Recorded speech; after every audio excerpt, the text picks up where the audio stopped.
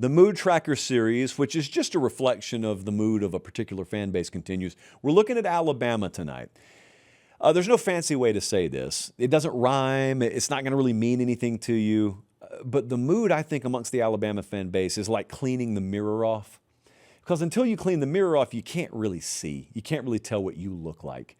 And I feel like Alabama fans look at Alabama football that way right now.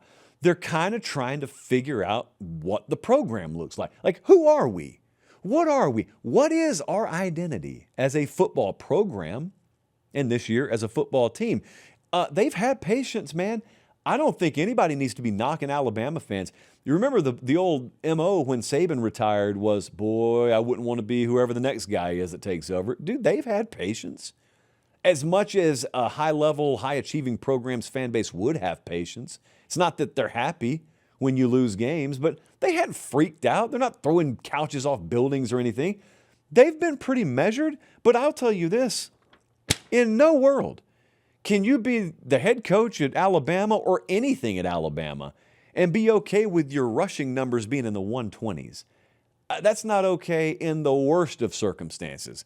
You could be in the depths of NCAA probation with scholarship restrictions, and you can't be in the 100s in total rushing. I went and looked at the 4 teams that finished ahead of Alabama in total rushing last year. Their records were 4-8, 4-8, 3-9, and 4-8. Bama's in the 120s and makes the playoffs somehow against another team that was equally as bad running the ball, by the way. So that's not Alabama football. It never has been. Even when they're bad, that's not Alabama football. So the fan base looks and rightfully says, wait, is that who we are?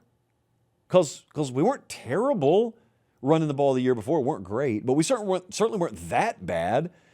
We just got rid of an offensive line coach. We're overhauling the entire offensive line. We got a really, really good freshman running back coming in. Are we just going to suck running the ball, or are we going to get this thing fixed?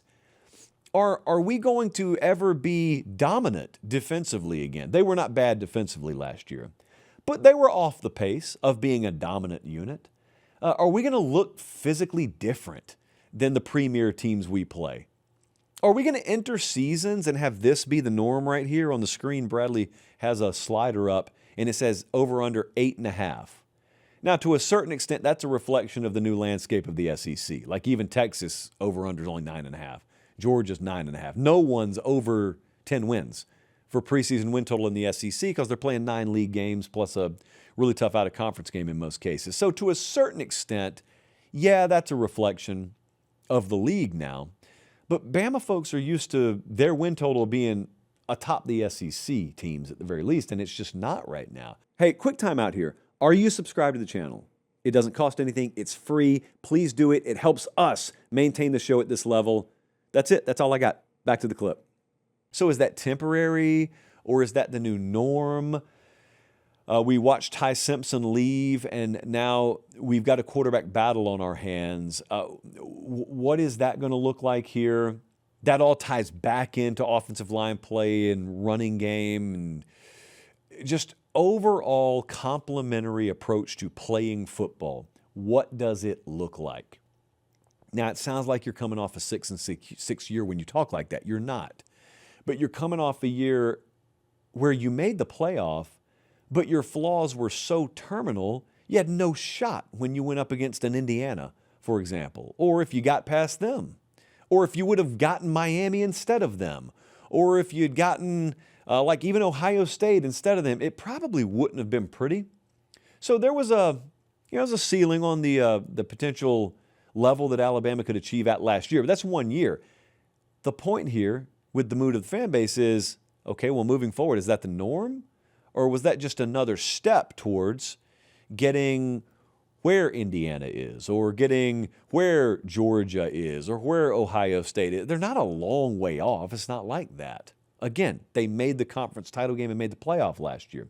So there's not freak out. There's no hot seat talk either. I have seen this, and here's the funny part about it. I haven't actually seen anyone talking about it. Like, I haven't seen Alabama fans whose identities we can prove exist instead of just like burner accounts on Twitter.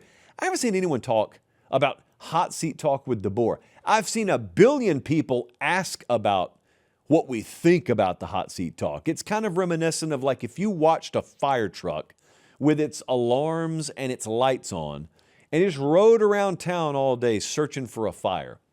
That's kind of like the hot seat questions with DeBoer. There's no fire. There is no actual hot seat talk. People have been pretty measured about their approach with him. But there is this group of folks out there who want hot seat talk, and so they try and manufacture it. So I have seen that, but there is no real hot seat talk. There's a bunch of, man, we got to do better. You got to figure out how to run the ball. There's that. There's a Grand Canyon between that and fire this guy, man, total bum. So, going to be an interesting year this year.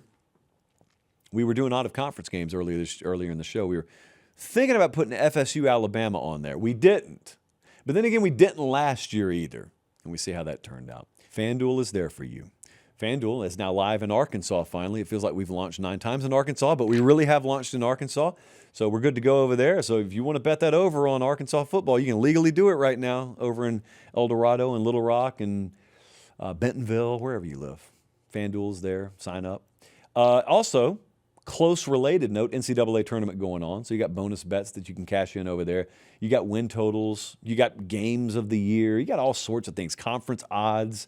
No shortage. If you don't feel like betting, or if you don't even know if you should bet, I'm going to tell you don't bet right now if you don't think you should or you got questions about it. But what you can do, if you're just interested in what the numbers are, what the odds are, where does Houston fall in the pecking order of the Big 12 conference title odds? You can go look right now. It's free to look.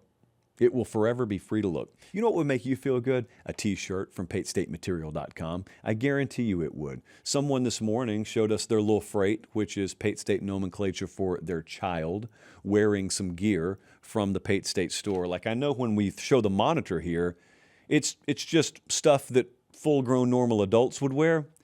Man, the little freights collection, we moved some of those shirts. I wish we actually made them in adult sizes, because if you don't think I'd wear one of those little freight shirts, you don't know me well enough. But yeah, we got something over there for everyone. PateStateMaterial.com.